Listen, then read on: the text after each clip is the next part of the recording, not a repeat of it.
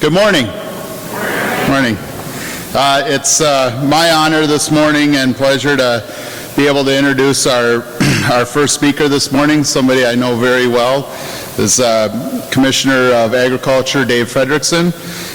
Dave was appointed Commissioner of the Minnesota Department of Agriculture in January 2011 by Governor then Mark Dayton. And I always think it's interesting to look at Dave's whole biography. You can read it in the program and everything, but everything that is his background, being a farmer, a teacher, a state senator, president of the Minnesota Farmers Union, president of the National Farmers Union, agricultural policy advisor to Senator Amy Klobuchar, and now to Commissioner of Agriculture, really gives him a wide range of knowledge, and everything that we're talking about here today, talking about healthy, safe food, accessible food, affordable food.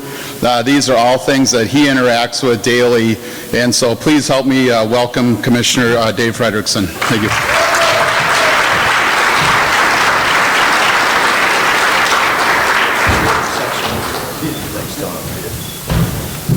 I brought my own cheering section over here at this table, so thank you so much, Tom.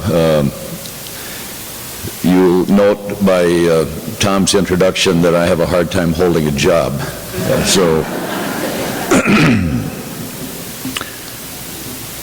And it's always good to hear that, because at my age I forget a lot of things that I've done in my life. So again, good morning to all of you, and thanks so much for the invitation to join you today at the 2014 Food Access Summit.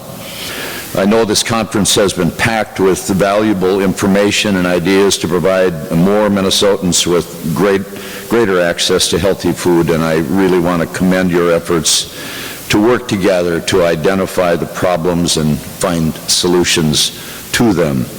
With yesterday's unveiling of the Minnesota Food Charter, which we're proud to be part of, we now have a roadmap to move forward at all levels, local, state, and federal, to improve access to healthy, safe, and affordable food. The Minnesota Department of Agriculture has an important role to play in helping to create better access to healthy food. We have several targeted programs that address food access from farm to table, and let me just talk a little bit about some of them. Our Minnesota Grown program is the state's premier farm marketing organization with 25 plus years of experience connecting farmers with consumers, and I know Paul Huguenin is here today, also Ashley Bress from our department, and Zoe Hastings, that I've had the privilege and pleasure of traveling to parts of the state with and looking at work that their department is doing for their divisions doing for the Department of Agriculture. Through the Minnesota Grown, more than 1,200 farmer members are able to market and sell their fruits, vegetables, meats, and other specialty products directly to consumers. This means locally grown, fresh foods are more widely available for purchase direct from the farmer or from grocery stores, farmers markets, or other outlets. Just a couple of programs I want to focus on. Excuse me. Our WIC Farmers Market Nutrition Program and our Senior Farmers Market Nutrition Program. This past summer, these two USDA grant programs provided over 35,000 WIC households and over 6,500 seniors over the age of 60, yes, I qualify, with coupons to spend on healthy food at farmers markets across Minnesota. 381 Minnesota farmers working with 45 farmers market associations were authorized to accept coupons this year. We're just finishing up the market season, so we don't have final 2014 numbers yet, but in 2013, participants in these programs redeemed over 78,000 coupons for a total value of in excess of $392,000. These programs are funded through a combination of federal and state appropriations. Any program expansion in future years would be dependent on increased funding from USDA Food and Nutrition Service. Let's talk a little bit about our Farm to School grant program. I mentioned earlier last week I toured northwestern Minnesota, the northwestern part of the state, to see how schools are putting these grant dollars to work at their communities, and I was blown away by how creative food service directors are with some fresh, healthy, and locally sourced ingredients. More than 200 Minnesota school districts participate in Farm to School throughout the state. Following a strong year of school grant projects in 2014, the Minnesota Department of Ag is doubling the amount of Farm to School grant funding available for 2015 to $500,000, or $500,000. So please, take a look. Thank you. Take a look at our website and get after those dollars. We want to see those dollars move to communities across Minnesota. We're just wrapping up October Farm to School Month in Minnesota and a series of tours at schools around the state, including just up the hill at Piedmont Elementary School yesterday. The Minnesota Department of Ag has provided $478,000 to 23 school districts during the past 2 years. This funding comes from the Agricultural Growth Research and Innovation Program called AGRI. AGRI was structured at the legislature a few years back to take advantage of the fiscal tails left over from the ethanol development program. So each year, through the wise use of, or the wisdom of the legislature, let's say, that is, what's the word for that, Neil? Yeah, you got it, right. But this is a good one. In 1987, 8, 9, 90, 91, 92, we developed an ethanol program in Minnesota. We were burning about 1 million gallons of regular gasoline, and we had very little production of ethanol. Today, we were burning 1 billion gallons of gasoline, and we thought, gee, if you could put a program together that would create an opportunity for 10% of that chunk of business, we would really have something. That was 100 million gallons of production. Today we have capacity to produce over 1 billion gallons of ethanol, so it's been an extremely successful program in Minnesota. I know there's arguments about fuel versus food, but it has done an incredible created incredible opportunity for farmers across Minnesota, and I was part of that as a former member of the legislature when we went through that process. But the good news is that we were able to hold on to $20 million on a biennial basis. So each year the Department of Agriculture has $10 million to spend in a variety of programs. Farm to School is one of those programs, and so we continue to hold on to those resources, and if you have an opportunity to do any lobbying at all, make sure you talk to your legislator and tell them how important that is, that the Agri program continues to fund these good programs all across Minnesota. In addition to those dollars, and I see Janelle Waldock is here from Blue Cross Blue Shield. Janelle, you are such a great partner.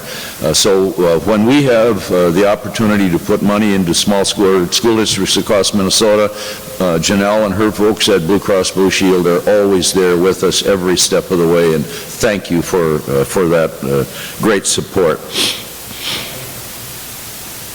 One stop on the tour of schools included Lacaparo Valley in western Minnesota, my home area, where Superintendent Renee Tostenson explained the grant helped with the purchase of steam table warmers and salad coolers, which has allowed the school to buy more local foods.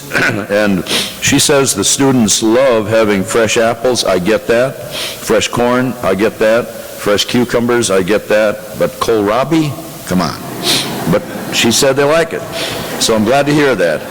The benefit of farm-to-school programs are far-reaching as they can help improve students' health and learning while at the same time supporting the local economy. And that's important for us at the department. This is about farmers having an additional opportunity to sell their product, and we're so supportive of that. Schools can use farm-to-school funding to purchase processing and storage equipment to prepare and serve locally sourced foods. I visited a school in the Twin Cities. They had their local farmer. He grew tomatoes on the farm, but in order to extend the season, we were able to assist the school in purchasing a juicer. And so instead of just fresh tomatoes, they were able to utilize tomatoes throughout a much longer part of the season by juicing them and providing fresh juice during the course of the school year. Feasibility studies are also funded by the grant, so schools can get an idea of what they can buy locally and how they can prepare the food before buying new equipment. Talk a little bit about our USDA Specialty Crop Block Grant Program. Our department is actively engaged in helping growers and entrepreneurs develop their food business. So Minnesota products enjoy a great reputation of being safe, clean, and of the highest quality, and we work hard to leverage and maintain those ideals in consumers' trust.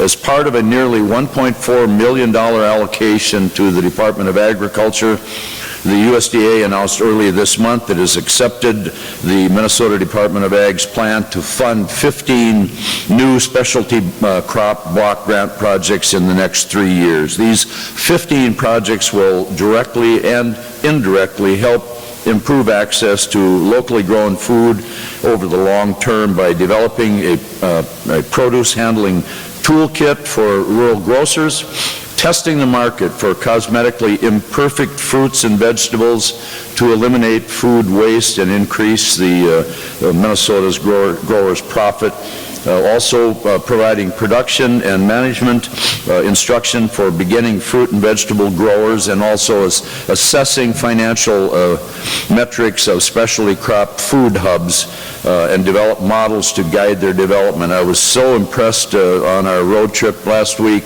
at a stop by in Fergus Falls. An open house at the Lake Country Service Cooperative.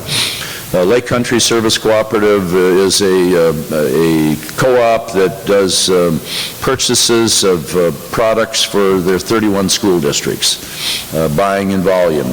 But they've expanded it now to include a food hub. And so of those 31 districts, 11 of them participate in a food hub, and so we have a great opportunity to provide fresh fruits and vegetables to those 11 school districts, and I'm hopeful that we see that grow to all 31 districts. It's a wonderful model, and I think a model that can be replicated all across the state to provide those fresh products to school districts. We assisted them in buying a small refrigerated truck, and so they can move the product from the co-op out to those districts and still ensure the freshness as they travel throughout their service area. In closing, let me say how just absolutely pleased I am that ag has been brought into the conversation regarding food access and hunger. Most often it's been a topic of discussion from the consumer or healthcare standpoint. However, bringing the farmer and or the processor into the mix, I know will lead to our finding more effective solutions to the challenges we will continue to face as we try to feed an ever-expanding population.